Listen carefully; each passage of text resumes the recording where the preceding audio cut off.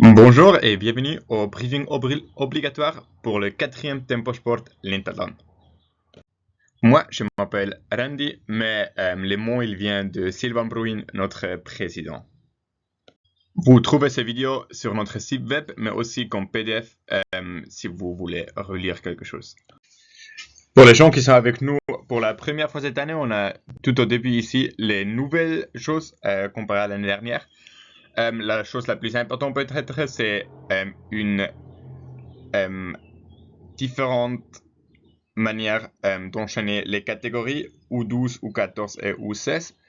Après, on a une nouvelle catégorie qui s'appelle Unified Short, qui est spécialement pour les gens avec une difficulté mentale. Après, ce qui est un peu spécial cette année, c'est qu'on n'a pas de possibilité de se garer au nord du fleuve Lint. C'est à cause d'un autre grand événement qui a lieu cette année à Reichenburg et à Penkren. Du coup, tous les emplacements pour se garer sont à Reichenburg. Ce que ça veut dire pour vous, c'est qu'il faut marcher un peu plus longtemps. Et on est désolé pour ça, et l'année prochaine, ça va être différent à nouveau, ça va être plus proche. Mais pour cette année, il faut marcher un peu plus. Ce qui est important pour le plan du temps ici, c'est que toutes les catégories duathlon et triathlon, pour les catégories d'âge et le relais, ils doivent sortir leur vélo de la zone de transition jusqu'à 12h15. Après, on a aussi des petits briefings sur place s'il y a des dernières questions. Si vous avez des problèmes en français, vous connaissez ma tête maintenant, je ne vais pas trop changer jusqu'au dimanche. Donc, si vous avez une question, vous criez mon nom ou vous me cherchez et j'essaie de répondre à vos questions. Du coup, si vous venez avec la voiture, c'est la sortie 42 à Reichenburg que vous devrez prendre. Après, c'est impératif que vous restez au sud de l'autoroute parce que, comme j'ai déjà dit, on n'a pas de place pour se garer au nord du fleuve et au nord de l'autoroute. Du coup, si vous venez avec les transports publics, c'est soit sur le Bahnhof Benkeren, sur la gare de Benkeren, sur la gare de Reichenburg, qui sont un peu plus loin, ou sinon, c'est la station de bus Kiessen à Benkeren qui est à 200 mètres de notre événement. Sur notre site web, on a aussi des liens qui vont vous diriger vers les parkings qu'on a à disposition et vers notre événement. Et du coup, je sais que je me répète, mais c'est vraiment impératif que vous restez au sud et que vous ne vous garez pas au nord de la ligne, sinon on a un problème avec l'autre événement. Sur place, c'est assez logique, vous allez le voir, c'est pas tellement grand. Sous le pont directement, il y a le infopoint et il y a aussi la distribution des dossards. Après la zone de transition et tout ça, vous allez le voir, c'est pas trop difficile. Le dossard pour le check-in, mettez-le comme c'est visible sur l'image. C'est comme toujours, il n'y a rien de spécial. Ouais. Mettez les dossards comme vous le voyez sur l'image. Dans la zone de transition, pour mettre votre vélo, c'est comme vous voyez sur l'image. C'est important que le dossard sur le truc là, qu'il vous regarde. Du coup, c'est comme c'est écrit sur l'image, que vous le voyez, que vous mettez le vélo comme ça, que vous voyez le dossard dans votre direction. Après, s'il vous plaît, mettez que ce que vous en avez vraiment besoin pour la compétition à côté de votre vélo et pas n'importe quoi. Du coup, que les choses dont vous avez vraiment besoin. Pour le départ de la natation, les 800 mètres et les 1700 mètres, ils sont à droite du fleuve. Du coup, vous devez dépasser le pont premièrement pour y arriver. Et les autres 200 et 400 mètres, sont à gauche. S'il vous plaît, comme toujours, comme aussi dans la zone de transition, comme tout sur place, s'il vous plaît, regardez s'il y a d'autres gens qui sont en train de courir, spécialement si vous devez aller jusqu'aux 800 et 1700 mètres de départ là-haut. Il y en a peut-être des gens qui sont encore en train de courir et qui ont leur compétition. Donc, s'il vous plaît, faites attention. Voici sur cette slide les différents types de départ. Pour les groupes d'âge, c'est un départ individuel. Pour les Youth League et National League, c'est un départ dans l'eau. Et pour les jeunes, c'est un départ sur terre, à côté du fleuve. Ça, c'est une photo exemplaire d'un départ. Pour les 800 et 1700 mètres, on a des toilettes. Il y a aussi une zone où vous pouvez mettre vos bagages et on va vous les transporter de nouveau. On va le retourner de nouveau. Ce qu'on pas pour les jeunes est le premier interathlète qui sont à gauche du fleuve parce que c'est pas très loin, c'est 200 mètres. Mais pour les autres, on a une transport pour notre matériel.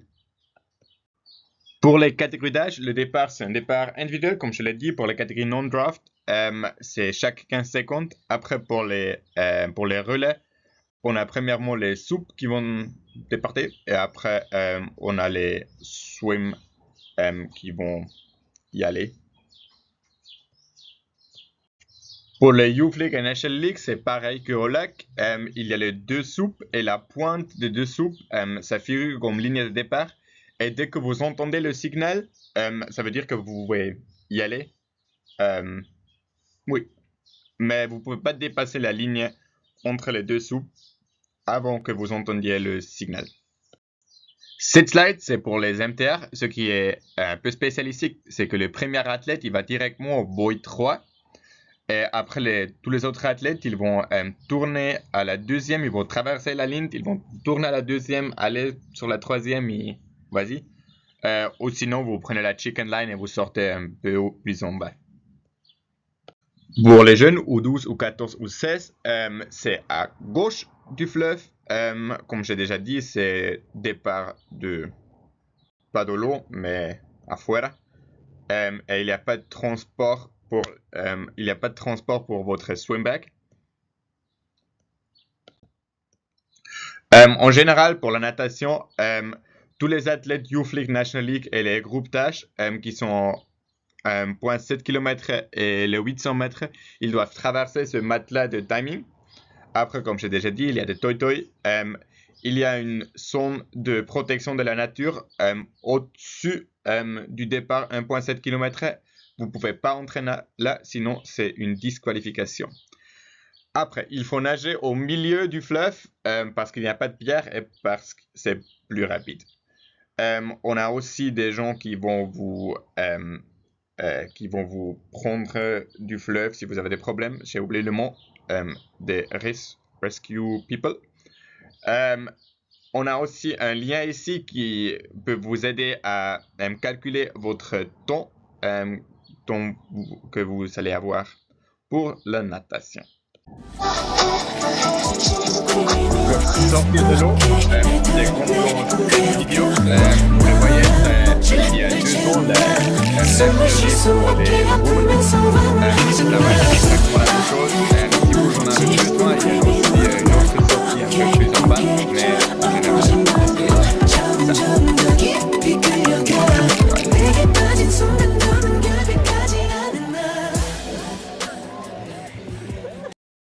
pour le néoprène, normalement, la température de l'eau, c'est entre 16 et 19 degrés, mais vous l'avez remarqué, il y a eu un peu de pluie les derniers jours. Du coup, ça peut être le cas que c'est en dessous de 16 degrés.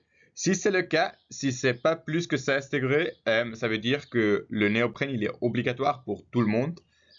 Sauf pour les jeunes, pour les U12, U14 ou 16, pour eux, il n'y aura pas de natation et ils doivent courir additionnellement. Pour les températures actuelles de l'eau, vous pouvez aller sur hydrodaten.admin.ch, comme vous le voyez en haut, là, mais ça varie très rapidement parce que si le vent dans le Valencia il change, ça change très rapidement les températures. Ouais. Les catégories d'âge duathlon, ça c'est pas super compliqué. Il y a un départ de masse au niveau de là où vous trouvez la bouffe. Les règles sur le vélo sont les mêmes de non-draft que pour le triathlon, pour les catégories d'âge de triathlon. Sur le premier tour à course à pied, c'est 2 tours et pour la deuxième fois, c'est 1 tour. Ça, c'est la course à pied qui a lieu si vous ne pouvez pas nager. Ouais, c'est sur le canal à côté de la ligne et tout en bas vers le bas de la ligne, dans la direction du fleuve. Pour les vélos de jeunes, vous le voyez ici sur l'image, vous pouvez prendre n'importe quel vélo, ça ne nous importe pas. Il n'y a aussi pas de restriction sur le dérailleur, ce qui est différent de l'année dernière. Vous pouvez prendre un mountain bike ou un vélo de route, ce que vous voulez. Pour les championnats suisses MTR et pour le Open MTR, c'est à nouveau une fois un tour. Pour les championnats suisses, les règles elles sont strictes et selon Swiss Triathlon, ça doit aussi être pour les drafts, ça doit aussi être des PC qui sont conformes à la UCI. Pour les Open, les règles sont un peu plus souples. Les vélos ne doivent pas non plus conformer aux normes de la UCI. Du coup, pour les athlètes tâches qui ont eu leur départ dans les non-draft le matin, ils peuvent prendre le même vélo pour le MTR l'après-midi pour les Open, pas pour les championnats suisses. Pour les catégories d'âge et pour le relais, il y a plusieurs tours à faire. Et du coup, il y a deux endroits qui sont un peu dangereux. C'est les deux endroits que vous voyez ici. Le jour même, il n'y a pas de possibilité d'aller voir sur place ces endroits. Donc, vous ne pouvez pas faire une reconnaissance sur place la journée même. Pour pour les Youth League et National League, le draft, il est permis. Avant le draft, il n'était pas permis. Et du coup, on attend qu'il y a des groupements un peu des gens parce que la natation elle est un peu spéciale. Et du coup, c'est vraiment que des vélos qui sont conformes aux règles de la UCI qui sont permis. Pour les catégories d'âge non-draft, c'est les règles qui comptent pour le duathlon et pour le triathlon. Vous pouvez prendre n'importe quel vélo, si c'est un vélo de chrono, un vélo normal, un vélo de route, un vélo de ville, n'importe quoi. Si vous faites une faute, vous commettez une infraction, vous devez aller au tente de penalty pour y passer vos 60 secondes. La distance pour l'athlète devant vous, c'est en moins 20 mètres. Pour le dépasser, vous avez 45 secondes. Pour la course à pied, c'est tout du gravel. Il y a un U-turn juste avant l'arrivée qui est un peu dangereux parce que si c'est mouillé, vous pouvez y tomber. Du coup, faites attention. Pour les catégories d'âge, il y a aussi, on va vous distribuer de l'eau si vous en avez besoin. C'est que pour les catégories d'âge parce que les entraîneurs ne vont pas courir suffisamment longtemps pour vous en avez besoin.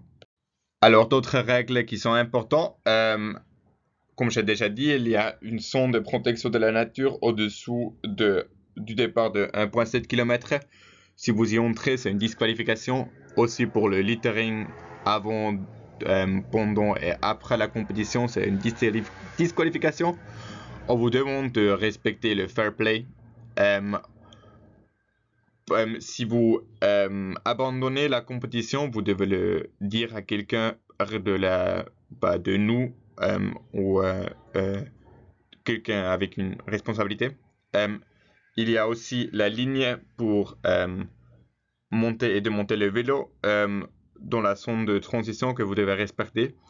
Le casque doit être fermé tout le temps que vous bougez le vélo. Si vous avez un fond de départ, c'est pour la natation, c'est 10 secondes en plus. Et si vous vous garez n'importe où et pas sur les places dont on a signalé, vous êtes aussi disqualifié. Pour les relais, il n'y aura pas une liste arrivée à la fin parce que c'est une catégorie pour le divertissement. Si vous pouvez respecter les zones pour vous changer et pour pas vous changer l'athlète. Aussi, si celle qui court aide celle qui fait la natation de sortir, ça c'est aussi apprécié. Oui. Les conditions de départ, vous les trouvez sur notre site web. Ils sont aussi applicables les conditions de départ de Swiss Triathlon, de MTR championnat suisse, aussi pour les séries duathlon et triathlon et pour les Youth League et les National League. Alors, si vous voyez une carte jaune, ça veut dire 10 secondes. Si vous voyez une carte rouge, ça veut dire une disqualification. Et pour les catégories d'âge, on a aussi les cartes bleues qui sont 1 minute. Mais c'est que pour les catégories non-draft. Pour les catégories draft, vous devez aller en principe dans la penalty box sur la course à pied.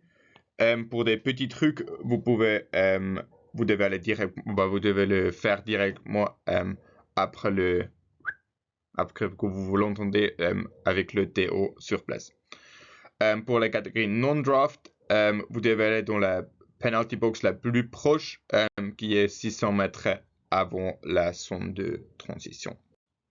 Pour les cérémonies et les tirages au sort, on a des prix qui vont être distribués aléatoirement pour les relais. Sinon, pour toutes les catégories confondues, on a des prix qui ont une valeur de plus de 10 000 francs. Du coup, ça vaut le coup d'y rester. À la toute fin, on a un coupon pour 150 francs pour le Tempo Sport qu'on va donner à quelqu'un. Pour tous les prix, c'est obligatoirement d'être là sur place. Ouais. Après la compétition, vous avez la possibilité de vous baigner dans la Lindt. Aussi, vous pouvez manger toute la journée. Si vous êtes dans les catégories d'âge, il faut sortir votre bici avant 12h15. Sinon, vous avez jusqu'à 16h. On vous demande aussi de laisser l'endroit propre.